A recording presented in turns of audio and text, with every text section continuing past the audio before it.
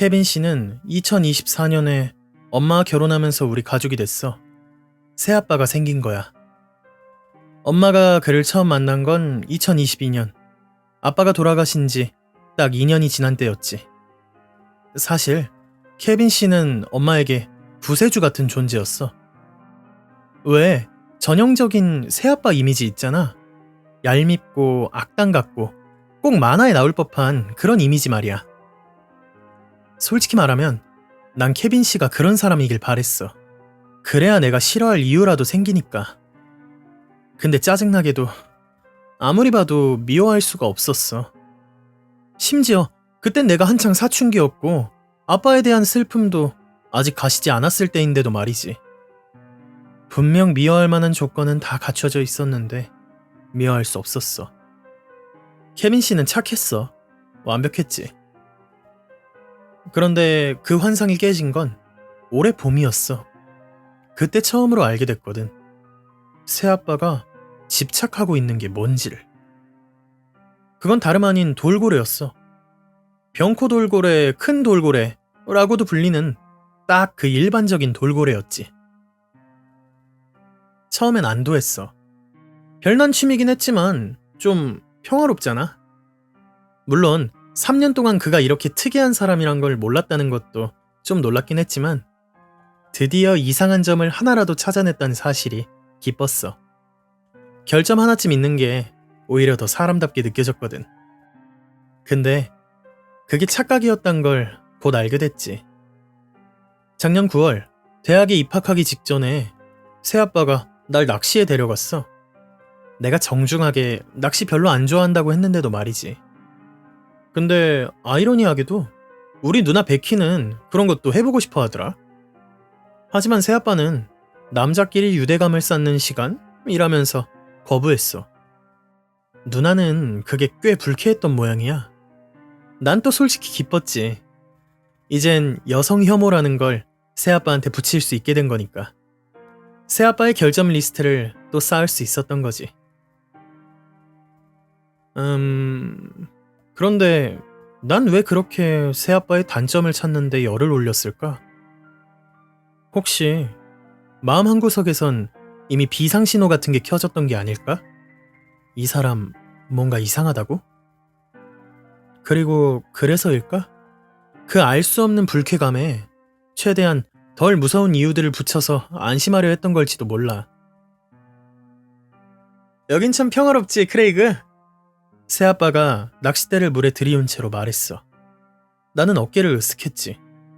그렇네요. 곧 대학 가잖아. 그가 웃으며 말했어. 클럽도 가고 술도 마시고 실수도 하고 지루한 아빠한테서도 벗어날 수 있겠네. 아, 혹시 내가 그렇게 불러도 괜찮겠니? 나는 짜증을 억누르며 대답했어. 항상 그러잖아요. 괜찮다니까요. 알아. 근데 여전히 날 그렇게 불러주지 않으니까. 그게 좀 속상하단 말이지. 새아빠가 살짝 시무룩하게 말했어. 내가 아빠라고 부르지 않긴 했거든. 나는 어색하게 화제를 돌리려 했지. 왜 그렇게 낚시를 좋아하세요? 그러자 새아빠의 얼굴이 확 밝아졌어. 크레이그, 이건 자연이잖니. 자연은 정말 아름다워. 물론 끔찍할 때도 있지만 사실 그 자체로 완벽하지. 균형 잡혔고 신이 설계한 그대로 존재하니까. 혹시 내가 세상에서 제일 좋아하는 동물이 뭔지 아니? 참 아이들이나 할 법한 질문이었어. 말투도 좀 들떠 있었고. 돌고래야. 새아빠가 속삭였어. 물가를 바라보는 그의 눈빛엔 묘한 그리움이 서려 있었지. 그래서 이번에 너 대학 가기 전에 웨일즈로 여행 가자고 엄마를 설득한 거야. 거기 해안에서 돌고래 수영하는 게 진짜 기가 막히거든. 원래 매년 갔었는데 벌써 3년이나 됐네. 진짜 정말 보고 싶어. 근데 이렇게 얘기하니까 좋네. 정말 좋아. 돌고래 얘기 말이야. 지난 3년간 네 엄마한테만 귀에 딱지가 않도록 떠들어댔는데 이제 이렇게 새로운 사람한테도 말할 수 있다니 속이 다 시원하네. 나는 새아빠의 지나치게 열정적인 말투에 피식 웃음이 나올 뻔했어. 그렇게 중요한 거면서 왜 지금까지 한 번도 얘기 안 했어요? 새아빠는 깊고 무거운 한숨을 내셨어. 모든 사람이 이해하는 건 아니니까, 크레이그. 예전엔 나도 솔직했어. 근데 그럴 때마다 상처만 받더라고. 난 솔직히 웃음을 참다가 헛기침으로 얼버무렸어. 근데 그 이후로 새아빠는 입을 다물었지. 그 침묵은 참 불편했어. 그저 생각에 잠겨서 생긴 침묵이 아니라 속으로 무언가 들끓고 있는 듯한 침묵이었지. 겉으론 억지로 웃고 있었지만 그 안에 분노가 새어나오는 게 보였거든. 그렇게 시간이 흘러 일주일 후, 우리 4명 모두 북웨일즈 바다 쪽에 있는 에어비앤비에 도착했어. 엄마와 새아빠는 해안가 보트 투어를 예약했고 나는 그 틈에 누나에게 저번에 알게 된 사실을 털어놨지. 아니, 저번에 낚시 갔을 때 알게 됐는데 새아빠 무슨 돌고래에 완전 진심이더라. 나도 돌고래 좋아하는데? 아니, 진짜 찐이라니까. 나는 새아빠를 가리키며 웃으며 말했어. 그는 지금 엄마 옆에 붙어서 발을 동동 구르며 들떠있는 모습이었지. 누나는 웃었어. 근데 그거 좀 귀엽지 않아? 나는 고개를 저었지. 아직도 뭔가 모를 불안한 마음이 있었거든. 글쎄, 처음엔 나도 그렇게 생각했어. 근데 점점 이상해졌달까? 내가 실수로 웃긴 했는데 그때부터 뭔가 좀 이상했어. 그러게, 나 대신에 널 데려간 데까지. 누나가 킥킥 웃었어. 남자끼리 유대감? 말만 번지르르 하지 뭐. 내가 갔으면 다정하게 다 들어줬을 텐데. 돌고래니 나발이니 해도 절대 웃지 않고 말이야. 우린 서로 깔깔대며 웃었고 그때 엄마랑 새아빠가 우리 쪽으로 걸어오면서 물었어. 뭐가 그렇게 웃겨? 나는 간신히 웃음을 참았지. 아무것도 아니에요. 보트 타러 가는 게 기대돼서요. 엄마는 눈썹을 치켜 올렸어.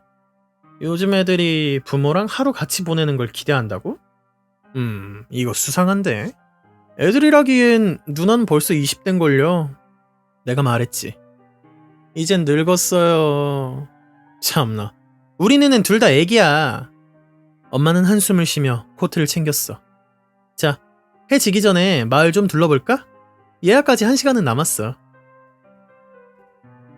우리가 가게들을 둘러볼 때 새아빠는 멍하니 있었어. 그의 시선은 늘 바다에 가 있었고 누나도 그걸 눈치챘지.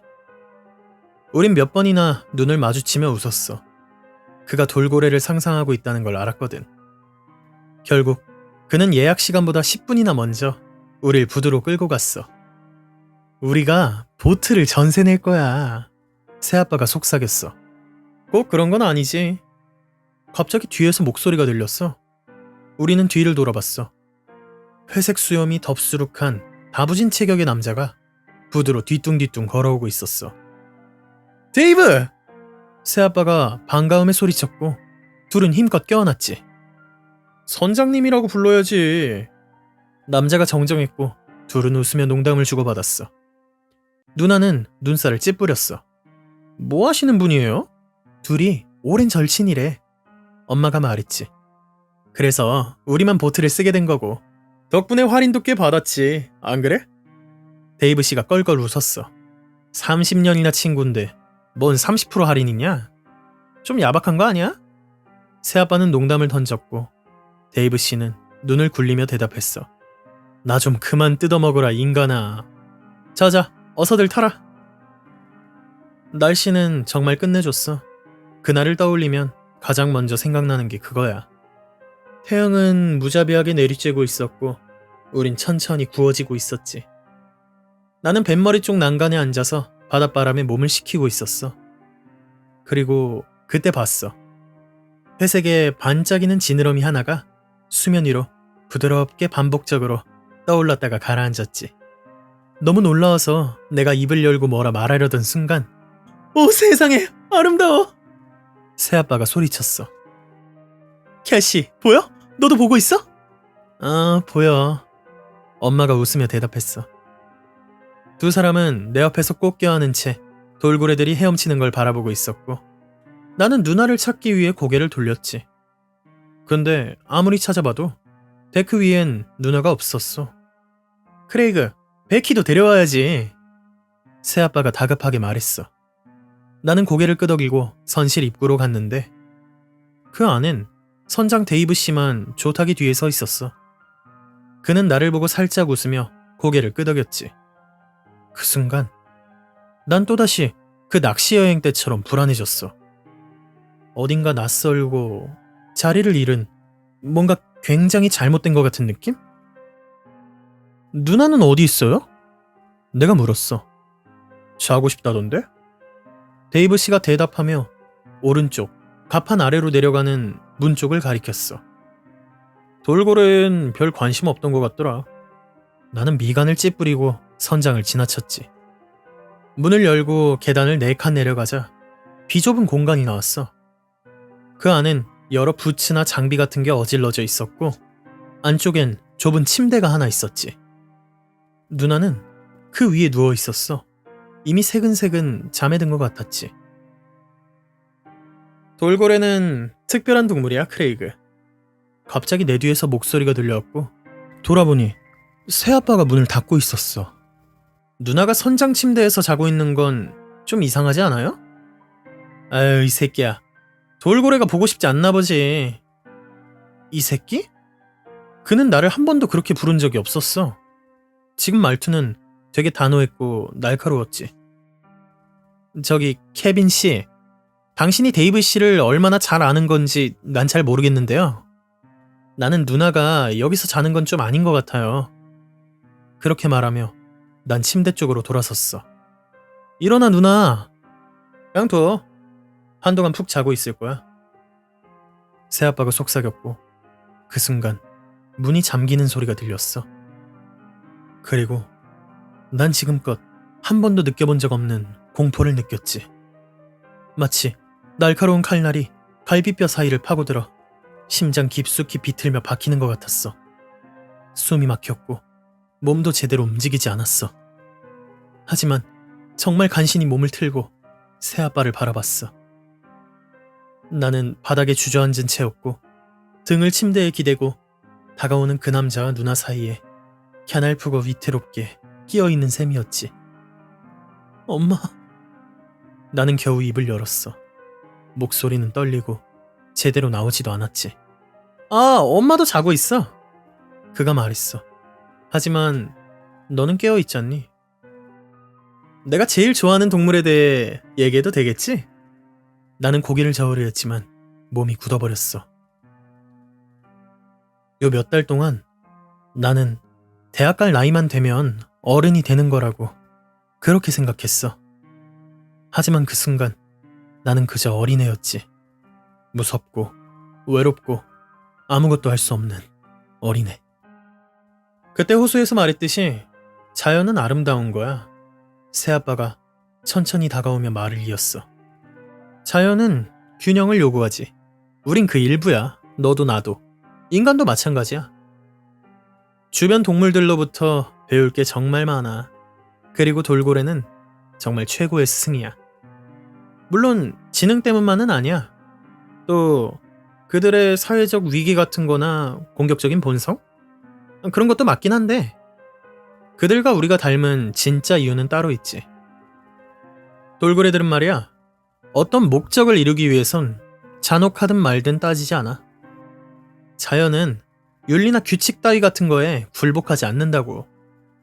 크레이그, 짝이 있는 암컷을 발견했을 때 돌고래가 뭐 하는지 아니? 짝이 있는 암컷? 그 단어들은 내 몸을 더 깊이 얼어붙게 만들었어. 그가 한 발 더 다가오자 나는 침대에 바짝 웅크렸어. 말해줄게. 그는 한숨 쉬듯 속삭였어. 돌고래는 성적인 선택의 일환으로 새끼를 죽여. 즉, 수컷이 암컷의 기존 자식을 죽임으로써 그녀를 발정 상태로 되돌리는 거야. 그래서 다시 임신이 가능하게 만드는 거지. 그리고 나선 당연히 새로운 자손을 만들지. 이전 수컷의 혈통을 끊고 자신이 우두머리 수컷으로 올라가는 거야. 물론 인간은 돌고래가 아니지. 나도 바보는 아니야, 크레이그. 하지만 돌고래한테서 배울 점은 있어. 내가 봤을 때 우린 돌고래 같은 마인드를 가져야 해. 지나치게 감정적인 생각, 도덕, 이런 게 참 방해가 된다는 거지. 적절한 상황에선 이딴 멍청한 감정은 눌러버려야 해. 난 수없이 확인해왔어. 인간 여성에게서 새끼를 빼앗으면 그 안에서 뭔가가 다시 깨어나. 모성 본능? 아, 왜? 혈통을 이어가려는 절박함 있잖아. 그러니까 다음 수컷에게 기회를 주게 되지. 다음 자손을 만들 수 있는 기회 말이야. 물론 엄청나게 슬프겠지. 하지만 그 슬픔 속에서 새로운 욕망이 태어나는 법이야. 새로운 목적이 생긴다고. 그리고 나는 그 변화를 맞았으면 좋겠어. 무슨 말인지 알겠어? 너희 엄마랑 새로운 가정을 시작할 거라고. 지난 5년 동안 참아왔어. 이제야 때가 된 것 같네. 나는 겨우 숨을 헐떡이며 말했어. 제발, 난 이해가 안 돼요. 하지만 새아빠의 얼굴은 무표정했어. 얇은 입술, 어두운 눈, 그 어떤 감정도 없는 것 같은 시선뿐. 그래, 너네 아빠도 그랬었지. 그 말에 심장이 멎는 것 같았어. 뭐라고요? 나는 목이 타들어가는 소리로 속삭였지. 새아빠는 내 앞에 무릎을 꿇었어. 우리 사이의 거리는 이제 고작 몇 뼘이었지. 예전에 봤거든. 너랑 네 누나, 엄마 그렇게 셋이서 병원에서 니네 아빠를 찾아오는 거. 그렇게 넷이 함께 있을 때 얼마나 행복해 보였는지. 정말 보기 좋은 가족이었지. 그래서 생각했어. 왜 나는 저런 가족이 없는 걸까? 그렇다면 내가 가지면 될 일 아니겠어? 그래서 그렇게 했어, 크레이그. 그 사람은 아마 시간이 좀 더 있었으면 깨어났을 거야. 혼수 상태였지만 가능성은 있었지. 하지만 내가 두고 볼 수 없겠더라고. 내 심장이 다시 뛰기 시작했고 이번엔 그 누구보다 미친 듯이 요동쳤어. 나는 그를 똑바로 쳐다봤어. 그리고 깨달았지. 이건 악몽이 아니야. 그는 거짓말을 하고 있는 게 아니었어. 아빠는 병원 장비 고장 때문에 죽은 게 아니었어. 병원에서 말했던 건 전부 거짓말이었던 거야. 이 괴물이 우리 가족을 가져가려고 계획한 거였어. 그리고 성공한 거야. 점점 몸에 감각이 돌아오기 시작했어. 손끝, 팔, 다리, 그리고 바닥을 더듬던 내 오른손이 무거운 철제 부츠 끝을 감쌌지. 바닥에 굴러다니던 그 부츠 말이야. 그래도 난 널 좋아했어, 크레이그. 하지만 자연에서 배우는 것도 있어야지. 내가 캐서린이랑 진짜 가족이 되려면 너희가 완전히 사라져줘야겠어. 진짜 아빠한테 보내줄게. 그의 눈동자가 번뜩였어. 그 순간 그가 내게 덤벼들려 한다는 걸 느꼈지. 그래서 나는 휘둘렀어. 부츠의 앞코가 그의 관자놀이에 정확히 처박혔지. 그는 비명을 지르며 바닥에 쓰러졌고 머리를 감싸줬어. 부츠 한 방으로 끝내긴 부족했지만 그 짧은 틈에 난 일어설 수 있었어. 나는 몸을 날려 그의 얼굴에 강하게 발길질했고 그 충격에 그의 머리는 식탁 다리에 쿵 하고 부딪혔지. 그렇게 그는 움직이지 않았어. 나는 계단을 뛰어올라 문을 열었고 선장실로 들이닥쳤어. 케빈, 이제 다 끝난 거야? 데이브 씨가 뒤를 돌아봤을 때 그는 말을 잇지 못했어. 자신의 친구가 아니라 원래 다시는 가판 위로 올라오지 않을 예정이던 그 10대 소년이 눈앞에 나타났으니까. 그리고 선미 쪽 좌석엔 엄마가 조용히 누워 있었어. 그녀 역시 약에 취한 것 같았지. 처음 배에 탈 때 선장이 건넸던 물, 그 안에 분명 약이 있었던 것 같아. 나는 괜찮다고 거절했었거든. 어쩐지 그때 선장 표정이 안 좋더라니. 만약 나도 그걸 받았다면 누나랑 나는 영영 깨어나지 못했을 거야. 선장은 나를 몇 초간 바라보다가 갑자기 분노에 휩싸인 듯 내게 달려들었지. 나는 그의 팔 아래로 몸을 날려 피했고 곧장 갑판으로 뛰쳐나갔어. 보트 뒤편으로 달려가 난간 앞에 멈춰 섰을 때 바닷속에서 돌고래 3마리가 배를 따라 뛰어오르고 있었어. 보트는 해안을 따라 느리게 움직이고 있었지. 몸을 돌리자 선장이 쏜살같이 나를 향해 달려오고 있었어. 그는 나보다 훨씬 육중했고 만약 맞서 싸웠다면 분명 내가 졌을 거야. 하지만 그는 너무 빨랐어. 속도를 절대 줄이지 않았지. 근데 그게 오히려 다행이었어. 나는 비명을 지르며 몸을 옆으로 던졌고 그의 팔이 내 몸을 스쳤지만 이미 늦었지. 속도를 이기지 못한 그는 배 뒤쪽으로 굴러떨어졌어. 바닷속으로. 보트는 천천히 그를 두고 계속 전진했지. 아무도 조종하지 않는 상태였지만 우린 미약하게 한쪽으로 방향을 틀며 계속 움직이고 있었어. 그 사이 물에 빠진 선장은 뒤에서 허우적거리고 있었고 그 소란스러움에 돌고래들이 멈췄어. 그들은 물 위로 얼굴을 내밀며 불안한 듯한 소리를 냈지. 짧고 날카로운 울음소리였어. 그리고 그때 쿵 하는 금소금이 울렸고 보트의 엔진이 멈췄어. 뒤를 돌아보니 선실에서 새아빠가 헐떡이며 나오고 있었지. 그의 손엔 보트 열쇠가 들려 있었어. 도와줘! 이 돌고래 새끼들 좀 떼어줘! 선장이 비명을 질렀어. 새아빠는 분노에 이글거리는 눈빛으로 나를 노려보며 열쇠를 내 쪽으로 겨눴어. 이번엔 더 이상 기습은 통하지 않았어. 손에 쥔 무기도 없었고. 물에 뛰어들어서 해안까지 헤엄쳐 갈까도 생각했어. 도움을 청할 수도 있었겠지. 하지만 저 인간들이 누나를 다치게 할까봐, 그리고 엄마를 데리고 다시는 돌아오지 않을까봐 겁났어. 나는 팔로 얼굴을 가리며 몸을 웅크렸지만 그는 순식간에 내 팔을 뜯어내듯 밀쳐냈지. 난 비명을 질렀고 그는 내 목을 조이며 나를 난간 너머로 밀어냈어. 나는 거꾸로 매달렸고 고개가 물에 닿을 것만 같았어. 세상이 거꾸로 보여서 지금 선장이 헤엄쳐 오고 있는 모습이 마치 하늘을 날고 있는 것처럼 보였지. 나는 그가 배에 가까워지는 걸 바라봐야만 했어.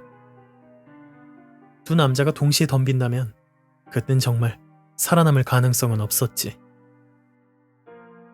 하지만 그때 그 돌고래 3마리가 아직도 근처를 맴돌고 있다는 걸 눈치챘어.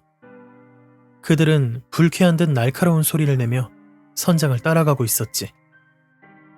그중 한 마리가 갑자기 물 위로 얼굴을 내밀더니 순식간에 그의 팔을 향해 돌진했어. 선장은 비명을 질렀고 돌고래의 날카로운 이빨이 그의 팔에 박혀들었지. 그가 고통에 몸부림치는 동안 붉게 물든 바닷물 속으로 나머지 2마리 돌고래도 덤벼들었어. 그게 나를 살린 거였지. 눈앞이 까맣게 물들기 직전 내 목을 잡고 있던 새아빠 손이 느슨해지는 게 느껴졌어. 젠장, 그가 이를 갈며 말했지. 나는 고개를 겨우 다시 들었고 새아빠가 선실 안을 뒤지고 있는 걸 봤어. 그리고 곧 그는 무언가를 손에 들고 갑판을 가로질러 달려왔지. 그건 작살총이었어. 움직이지 마. 그가 총을 겨누며 말했어. 가만 안 있으면 쏴버릴 줄 알아. 그럼 바로 뒤지는 거야. 알았어? 내가 대답도 하기 전에 그는 바다를 향해 방아쇠를 당겼어. 고통스러운 비명이 들렸고 나는 난간 너머로 고개를 내밀었지. 작살이 돌고래의 반짝이는 피부를 꿰뚫고 있었어. 남은 2마리는 더 격앙된 울음을 토해냈지. 귀를 찢는 듯한 끔찍한 공포의 소리였어. 그리고 그건 마치 전쟁 선포 같았지. 피를 흘리며 한 팔로 간신히 헤엄치던 선장에게 한 마리가 낮고 깊은 소리를 냈어. 나는 그런 소리를 들어본 적이 없었어. 전엔 단순히 짜증이나 불쾌함 같은 소리였다면 이번엔 진짜 분노에 찬 소리였어. 그중 하나가 물속으로 사라졌고 곧 데이브 씨의 눈이 커다랗게 휘둥그레졌지. 그의 발을 무언가가 낚아챈 거야. 그는 짧은 비명을 내지른 뒤 수면 아래로 끌려 내려갔어. 데이비드! 케빈이 절규하며 작살총을 다시 장전했어. 이번엔 마지막 남은 돌고래를 겨냥하고 있었지. 그 돌고래는 이미 힘없이 떠오른 친구 곁에 머물고 있었어. 붉게 물든 바닷물 속에서 그는 가만히 조용히 친구를 바라봤지. 그 슬픔의 감정이 나한테도 느껴질 정도였어. 돌고래는 분명 알았던 거야. 내 앞에 미친 남자가 자신의 친구를 죽였다는 걸. 본능적인 움직임이었을까? 나는 선민 안간에서 천천히 멀어졌어. 바닥에 엉덩이를 끌며 뒤로 기어갔지. 그리고 새아빠는 찌푸린 얼굴로 나를 노려봤어. 도망갈 생각 하지 말라 했어. 그는 작살총을 들고 바다를 등진 채 내게 천천히 다가왔지. 저 새끼들 처리하고 나면 넌... 그때 거대한 물보라가 일었고 회색 형체 하나가 눈부신 햇빛을 가릴 만큼 솟구쳤어. 그리고 말도 안 되는 정확도로 그게 새아빠의 옆구리를 물어뜯었어. 새아빠는 비명을 지르며 뒤쪽 난간 너머로 끌려갔어. 그리고 그는 선장과 함께 깊은 바닷속으로 사라졌지. 나는 울음을 토해냈어. 그게 공포 때문인지, 새아빠의 광기 때문인지, 아니면 그 바다 생물들의 압도적인 힘 때문인지는 알 수 없었어. 아니, 그 모든 이유 때문이었어. 나는 한참 동안 일어나지 못했어. 혹시 돌고래들이 또 튀어오를까봐, 혹시 우리 모두를 향해 공격해올까봐 몸을 움직일 수 없었지. 결국 해가 지기 시작했고 보트는 해안을 따라 아무 방향 없이 표류하고 있었어. 그때 뒤에서 선실문이 삐걱거리며 열리는 소리가 들렸어. 잠에 취한 듯 누나가 비틀비틀 걸어나오며 물었지. 선장이랑 새아빠는 어디 갔어? 나는 아무 말도 할 수 없었어. 그저 엉엉 울기만 했지. 설명할 방법이 없었어. 입을 떼는 것조차 고통스러웠거든. 결국 누나가 직접 떨리는 손으로 경찰에 전화를 걸었어. 엄마는 그보다 조금 늦게 의식을 되찾았고 30분도 안 돼서 해양 경비대가 우릴 구출하러 왔지. 그리고 나서 난 엄마와 누나에게 모든 걸 설명했지만 아직도 믿기지 않아. 경찰 수사가 시작됐고 새아빠와 선장의 훼손된 시신이 보트에서 약 300m 떨어진 해변에서 발견됐을 때도 현실감이 없었어. 나는 새아빠가 우리 아빠에 대해 한 말은 말하지 않았어. 그건 내가 짊어져야 할 짐이야. 이미 엄마와 누나는 감당하기에도 벅찰 만큼의 공포를 겪었으니까. 하지만 새아빠 말 중에 한 가지는 맞았던 것 같아. 인간이든 돌고래든 결국 진실은 같아. 자연은 아름다워. 아름다우면서도 끔찍하지.